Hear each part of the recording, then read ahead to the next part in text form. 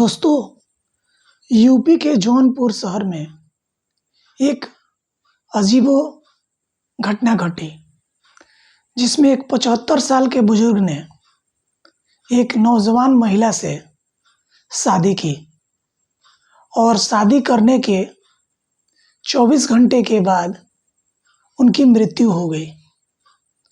और यह मामला कुछ दिनों से बहुत ही सुर्खियों में चल रहा है और लोग इस पे तरह-तरह की बातें कर रहे हैं और इसको कुछ दूसरा रूप देने की कोशिश कर रहे हैं। लेकिन इसके पीछे की सच्चाई क्या है और उस बुजुर्ग जो 75 साल का था, जिसका नाम भंवर राम था, उसने आखिर शादी क्यों की? क्या कभी कोई सोच सकता है कि एक 75 साल के व्यक्ति के अंदर यौन इच्छा की ज़रूरत हो, जिसके कारण वो शादी किया हो? और 75 साल में क्या उसकी यह इच्छा जीवित होगी? तो पहले लोग बिना कोई भी चीज़ सोचे समझे 10 तरह की बातें करना और लिखना शुरू कर देते हैं, लेकिन इसकी सच्चाई नहीं समझते हैं। तो आज मैं उसी सच्चाई की परत खोलने के लिए आप लोगों के सामने अपने इस बूज बॉक्स यूट्यूब चैनल के माध्यम से सामने आया हूँ। नमस्कार, प्रणाम, मैं आपका राहुल के श्रीवास्तव।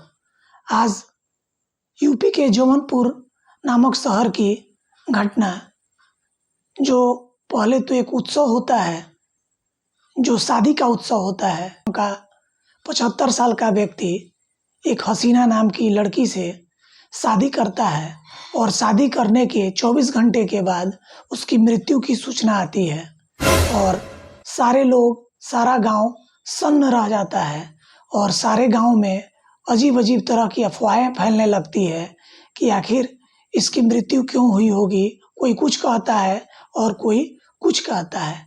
आज हम उसी राज का पर्दा खोलने के लिए आप लोग के सामने उपस्थित हुए हैं और इस केस की सारी सच्चाई को जानने के बाद ही आप सबों के सामने अपना यह जो प्रोग्राम है उसको लेकर आए हैं।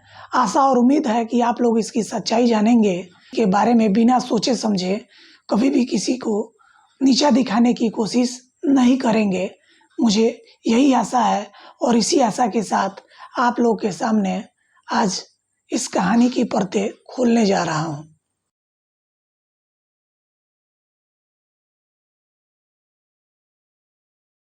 गौरा बदशाहपुर थाना क्षेत्र के कुछ मूछ गांव में 70 वर्षीय बुजुर्ग, जिनका नाम भंवर राम था, 35 वर्षीय मन भावती उर्फ हसीना से दूसरी शादी की, लेकिन सुहाग रात के ठीक बाद उनकी अचानक तबीयत बिगड़ने से मौत हो गई।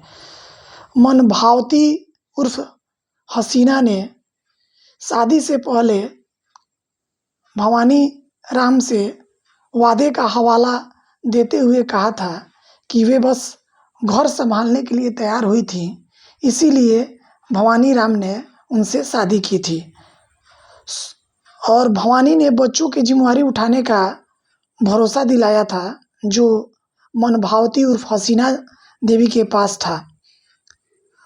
भवानी ने कहा था कि तुम मुझसे शादी कर लो, मैं तुम्हारे बच्चों का बोझ उठाऊंगा, तुम्हें पैसे की कमी नहीं होगी।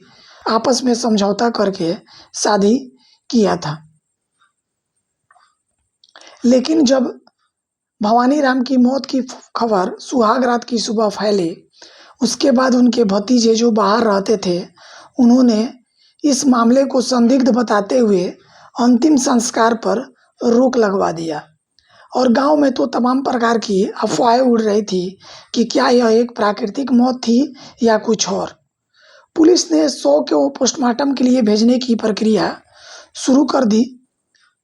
अब जांच में सच्चाई आने की उम्मीद है, क्योंकि पोस्टमार्टम की रिपोर्ट कुछ दिनों बाद आएगी और यह घटना उम्र के फर्क वाली शादियों और संपत्ति के विवादों पर बहस छेड़ रही है। भवानी राम कुछ मूछ गांव के निवासी थे और उनकी पहली पत्नी की मौत 1 साल पहले हो चुकी थी। कोई संतान न होने के कारण वे अकेले खेती-बाड़ी करके जीवन बिता रहे थे। उनके भाई और भतीजे दिल्ली में कारोबार करते हैं, लेकिन संगरू गांव में ही रहते थे। संगरू मतलब भवानी।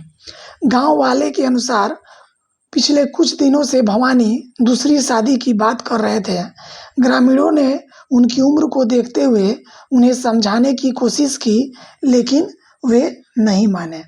और उनके भतीजे भाई जो दूसरे शहर में कमाने के लिए रहते थे, उनको भी लग रहा था कि इस उम्र में भवानी को शादी करने की क्या सूझी है, क्योंकि उनको थोड़ा-सा डर ये भी था कि जो भी खेती-बाड़ी है, अगर उनकी शादी होती है, तो जिससे भी उनकी शादी हो, वो सारा हिस्सा उसके पाले में चला जाएगा और हम लोगों को कुछ नहीं मिलेगा।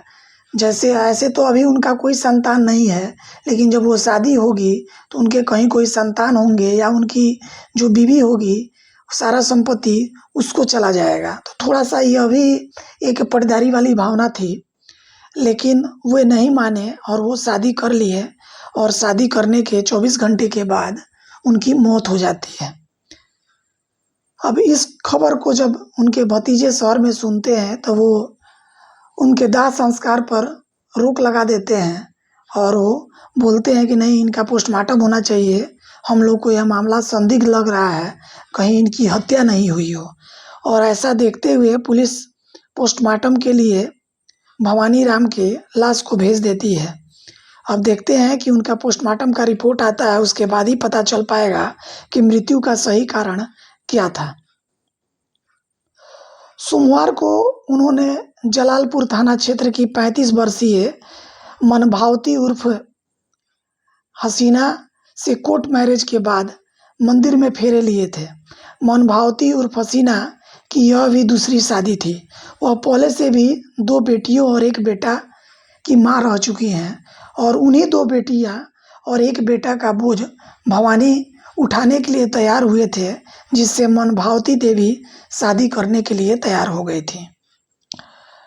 और भवानी ने कुछ गांव वालों से कहा था कि मुझे तो बस मेरा घर संभाल लेने वाली औरत चाहिए और उसके बच्चों की जिम्मेवारी मैं उठा लूँगा। और उनकी पत्नी मनभावनी उर्फ हसीना बताती हैं कि रात भर वे दोनों सिर्फ आपस में बातचीत किए थे। एक दूसरे के पिछले जीवन के बारे में बताया गया था।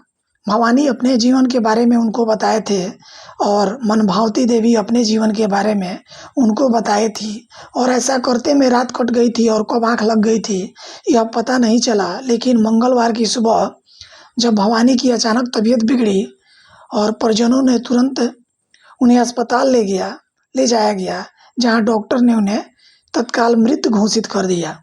मनभावनी ने रोते हुए कहा कि हमने देर रात तक सिर्फ बातें ही की थी, आपस में कुछ भी हम लोग गलत नहीं किए थे। सुबह उठे तो सांस लेने में तकलीफ महसूस करने लगे। सुहाग रात के बाद बुजुर्ग दूल्हे की मौत की खबर गांव में आग की तरह फैल गई। भवानी के दिल्ली में रहने वाले भतीजों ने मामले को संदिग्ध बताते हुए अंतिम संस्कार पर रोक लगा दिया। उनका कहना है कि जब तक हम दिल्ली से नहीं पहुंच जाते, संस्कार नहीं होगा। उम्र के इतने फर्क के साथ शादी और मौत यह सामान्यतः नहीं लगता। भतीजों को शक है कि संपत्ति या अन्य कारण हो सकते हैं और गांव में भी इसी बीच तरह तरह की चर्चाएं चल रही है। कुछ लोग उम्र के कारण हार्ट अटैक का अनुमान लगा रहे हैं, तो कुछ संपत्ति विवाद की आशंका जता रहे हैं। गौरा बदशाहपुर थाने की पुलिस मौके पर पहुंची और शव को कब्जे में ले लिया। यशोर ने बताया कि परिजनों की मांग पर पोस्टमार्टम कराया जाएगा और लाश को भेज दिया गया है। प्रारंभिक जांच में कोई भी संदिग्ध चोट के निशान नहीं मिले हैं, लेकिन अब पोस्टमार्टम के रिपोर्ट आने के बाद ही कुछ कहा जा सकता है। फिलहाल शव को अस्पताल में रखा गया है। इस प्रकार अभी भी यह कहानी अधूरी है और आगे की जैसे भी कोई खबर पोस्टमार्टम के रिपोर्ट आने के बाद सूचना मिलती है, तो साथियों आप सबों के बीच में ज़रूर मैं इसे शेयर करूँगा। तब तक मैं यही चाहूँगा कि जो लोग 10 तरह की बातें कर रहे हैं और गलत अफवाह फैला रहे हैं, उस पे अभी वो शांत रहें और ऐसा नहीं करें। इतना कहानी सुनाने का यही कारण था कि आप सब किसी तरह के अफवाह पर ध्यान न दें और बिना सच्चाई जाने किसी के व्यक्तित्व पर या चरित्र पर उंगली उठाना सही नहीं होता है। इसका कारण और भी हो सकता है। हो सकता है संपत्ति का कुछ विवाद हो, या ज़्यादा उम्र में शादी करने की खुशी हो, या कोई मानसिक या शारीरिक परेशानी हो, या पहले से कोई बीमारी हो, जो अचानक एक दिन जिस दिन शादी हुई और यह घटना हो गई, तो गांव में भी तरह-तरह की बातें चल रही है। तो आप सब बस आगे के पोस्टमार्टम रिपोर्ट आने का इंतज़ार करें और उसके बाद सच्चाई खुद ब खुद आपके सामने होगी। तब तक के लिए नमस्कार।